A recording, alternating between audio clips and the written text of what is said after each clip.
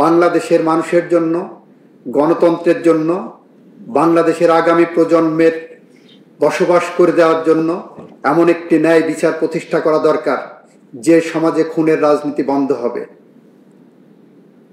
গত 24 বছরে মুক্তিযুদ্ধের চেতনার নামে যে রাজনীতি করা হয়েছে, সেখানে বলা হয়েছে, আর একটা ধারণা দেওয়া হয়েছে মুক্তিযুদ্ধের চেতনা মানে খুন, মুক্তিযুদ্ধের চেতনা মানে ক্ষমতায় টিকে থাকার জন্য গুম করা, মুক্তিযুদ্ধের চেতনা মানে দিনের ভোট রাতে করা, মুক্তিযুদ্ধের চেতনা মানে চাঁদাবাজি করা, মুক্তিযুদ্ধের চেতনা মানে লুটেরাদের প্রতিষ্ঠা করা, মুক্তিযুদ্ধের চেতনা মানে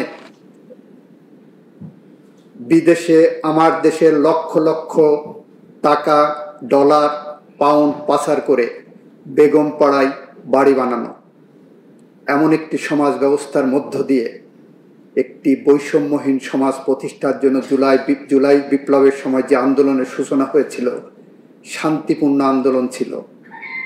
দাবি উঠেছিল, আমরা চাই এ সমাজ বৈষম্যহীন হোক। দাবি উঠেছিল, এ সমাজ ন্যায় বিচার প্রতিষ্ঠা হোক। দাবি উঠেছিল, এই সমাজে মানুষের অধিকার প্রতিষ্ঠা হোক। দাবি উঠেছিল, এই সমাজে গণতন্ত্র প্রতিষ্ঠিত হোক। সমস্ত দাবিকে কণ্ঠরুদ্ধ করার জন্য যে নির্মমভাবে হত্যাযজ্ঞ চালানো হয়েছে, আমার দেশে 30,000-এর মতো মানুষ এখনো পঙ্গুত্ব বরণ করছে। 36 দিনে তাদেরকে গুলি করে পঙ্গু করা হয়েছে। প্রায় 2,000-এর মতো মানুষকে হত্যা করা হয়েছে এবং তারপরেও তাদের মধ্যে কোনো অনুশোচনা হয়নি। পৃথিবীর ইতিহাসে আমরা দেখেছি অনেক স্বৈরাচার পালিয়ে গেছে।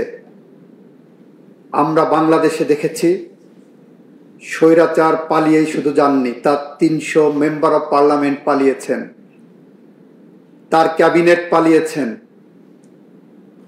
তার শপথবদ্ধ রাজনীতিবিদরা পালিয়েছেন। পৃথিবীর ইতিহাসে এরকম স্বৈরাচারের জন্ম হয়নি। আমরা মনে করি, যদি স্বৈরাচারদের কোনো সমিতি করা হয়, তাহলে আজকে যে স্বৈরাচারের বিচারের মুখোমুখি এই রাষ্ট্র করেছে, যে খুনের বিচারের মুখোমুখি করেছে, সে সেই সমিতির সভাপতি হতে পারে।